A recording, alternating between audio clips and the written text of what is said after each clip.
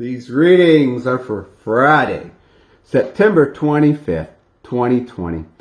Our Psalm reading is Psalm 78, verses 1 through 4 and 12 through 16. Our Old Testament reading is Numbers chapter 20, verses 1 through 13. And our New Testament reading is Acts 13, 32 through 41. Here are readings. Listen, dear friends, to God's truth. Bend your ears to what I tell you. I'm chewing on the morsels of a proverb. I'll let you in on the sweet old truths. Stories we heard from our fathers. Counsel we learned at our mother's knee. We're not keeping this to ourselves. We're passing it along to the next generation. God's fame and fortune, the marvelous things he has done. The Ephraimites, armed to the teeth, ran off when the battle began. They were cowards to God's covenant, refused to walk by his word. They forgot what he had done, marvels he done right before their eyes. He performed miracles in plain sight of their parents in Egypt, out of the fields of Zoan.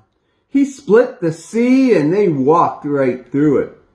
He piled the waters to the right and to the left. He led them day with the cloud, led them all night long with a fiery torch. He split the rocks in the wilderness, gave them all that they could drink from underground springs. He made creeks flow out from the sheer rock, and the water poured out like a river. Our Old Testament reading today comes from Numbers chapter 20. Verses 1 through 13. In the first month, the entire company of the people of Israel arrived in the wilderness of Zin. The people stayed in Kadesh. Miriam died and she was buried. There was no water there for the community, so they ganged up on Moses and Aaron. They attacked Moses. We wished we'd die when the rest of our brothers died before God. Why did you haul this congregation of God out here in the wilderness to die, people and cattle alike?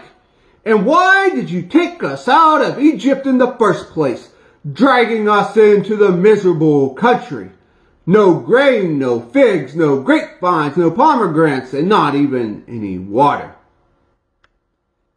Moses and Aaron walked from the assembled congregation to the tent of meeting and threw themselves face down on the ground, and they saw the glory of God.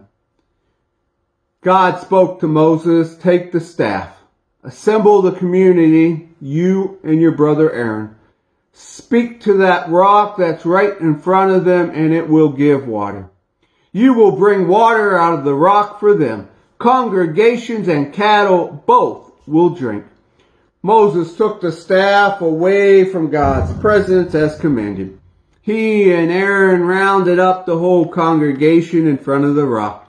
And Moses spoke, "Listen, rebels, do we have to bring water out of this rock for you?"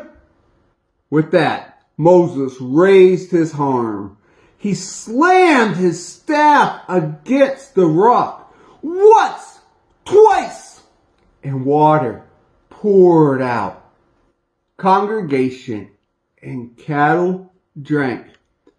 God said to Moses and Aaron, "Because you didn't trust me, didn't treat me with holy reverence in front of the people of Israel, you two aren't going to lead this company into the land that I am giving them." These were the waters of Moriah, bickering, where the people of Israel bickered with God, and he revealed himself as holy. The New Testament reading comes from the book of Acts, chapter 13, verses 32 through 41. And we're here today, bringing you good news. The message that was promised from God, the fathers, has come true for the children, for us. He raised Jesus exactly as he described in 2nd Psalm. "My son, very, very own son, today I celebrate you. When he raised him from the dead, he did it for good. not going back to the rot and decay for him. That's why Isaiah said, I'll give to all of your David's guaranteed blessings. So also the psalmist's prayer, you'll never let your Holy One see death, rot, and decay. David, of course, having completed the work God set out for him, had been there in the grave, dust and ashes a long time now. But the one God raised up, no dust and ashes for him. I want you to know, my very dear friends, that is on the account of the resurrected Jesus, that the forgiveness of your sins can be promised. He accomplishes in those who believe everything that the law of Moses could ever make good on. But everyone who believes in the raised up Jesus is declared good and right and whole before God. Don't take this lightly. You don't want the prophet's sermon to describe you. Watch out, cynics.